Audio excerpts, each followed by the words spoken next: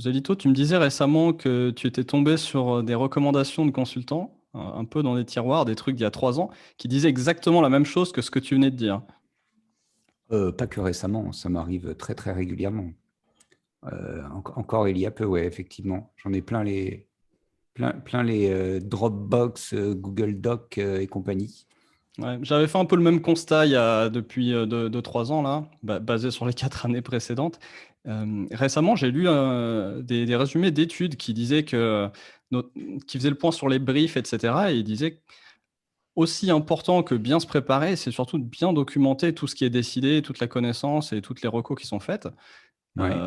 Ça m'a fait plaisir parce que je m'étais mis il y a 3 ans à tout mettre dans des Google Sheets et puis bon, on trouvait ça pas très confortable et donc maintenant on a notre propre outil, et résultat, maintenant on fait plus trop de PowerPoint, on en fait encore un petit peu, mais surtout, on reprend toutes les recos, on les découpe et on les met dans notre outil et puis ça permet du coup de relancer les clients, Bah, c'est un des problèmes des recos, en fait, c'est qu'elles sont généralement de bonne qualité, en tout cas celles que j'ai croisées.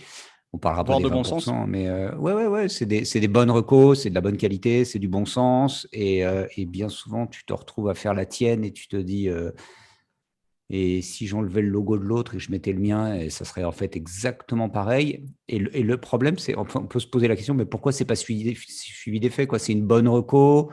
Si une entreprise t'a payé pour faire cette recommandation, c'est qu'elle a envie d'y aller. Ouais. Donc le gros sujet, ça a été de se dire, ben, pourquoi c'est pas suivi d'effet, quoi. Mmh. Bah, tout Et simplement parce que c'est mal documenté et puis que derrière, il y a pas de relance. Donc on a Tempo qui est là pour l'aspect relance, et puis on a cet outil et puis quelques process autour de l'outil qui permettent de vraiment découper les choses et découper quelque part, c'est quand même le cœur du consulting. La gloire du consulting, ça a été McKinsey avec la méthode MICI, donc le découpage, mais il faut pas juste découper en slide et en pyramide, il faut découper, à mon avis, aujourd'hui, en petites actions actionnables et qu'on soit capable de dire qui le fait, mmh, quand est-ce qu'il le fait. Hem, Quand est-ce que c'est fait? Est-ce que c'est fait? Et surtout, qu'est-ce que ça a donné?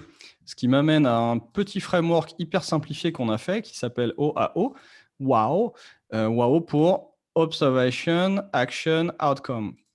Et maintenant, on suit ça tout le temps. Donc ça vient du growth marketing ou la grosse, comme on dit de nos jours, en bon français. C'est comme le Covid. Je ne sais pas si c'est le ou la. Donc le growth marketing ou le growth hacking.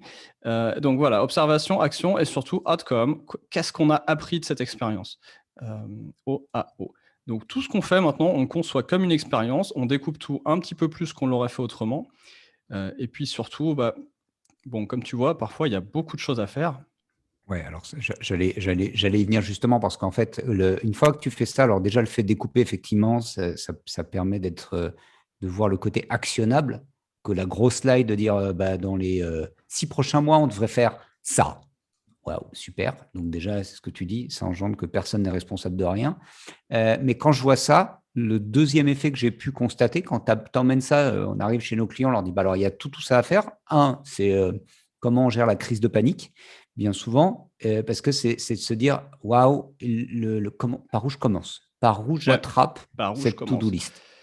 Alors, il y a un framework qui est aussi très simple ici, qu'un certain gourou avait appelé le rasoir douce, qui s'appelle impact versus effort. Et en premier, tu vas faire ce qui a le plus d'impact et qui demande le moins d'effort. Donc, ce qu'on fait, c'est qu'on score toutes nos recos comme ça, avec impact et effort. Et puis, ça se met dans l'ordre, tout simplement ici. On peut changer l'ordre si on veut, mais l'ordre par défaut, c'est impact versus effort.